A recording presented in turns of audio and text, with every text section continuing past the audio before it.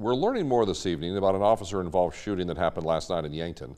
The South Dakota Attorney General's office releasing more information this afternoon, naming a Watertown man who is now facing charges from that incident.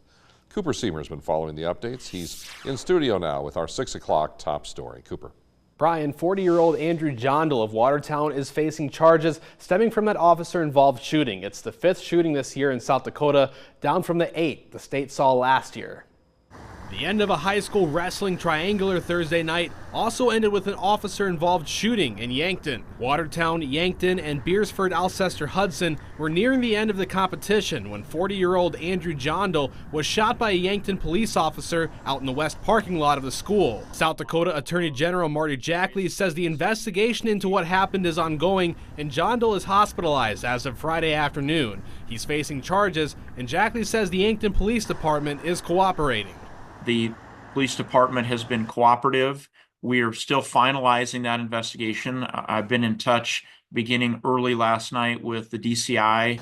They've walked me through that process. Anytime an officer-involved shooting happens in South Dakota, the Attorney General's office, DCI, and other law enforcement agencies are involved in the investigation. That way, Jackley says, there's checks to make sure the investigation is carried out properly and independently.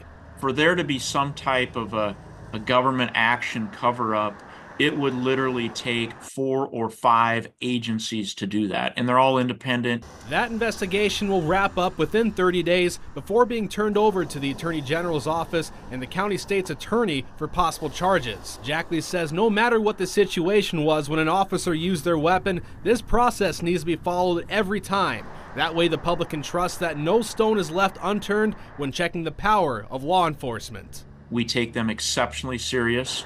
We train based upon these investigations statewide. We have simulators to help our officers through it, but even though you maybe used a simulator numerous times, it's not the same. Jackley declined to list the charges that Jondal is facing, given that he's still hospitalized at this time, but he says that information will be released as the investigation proceeds. Brian? All right, Cooper, thank you.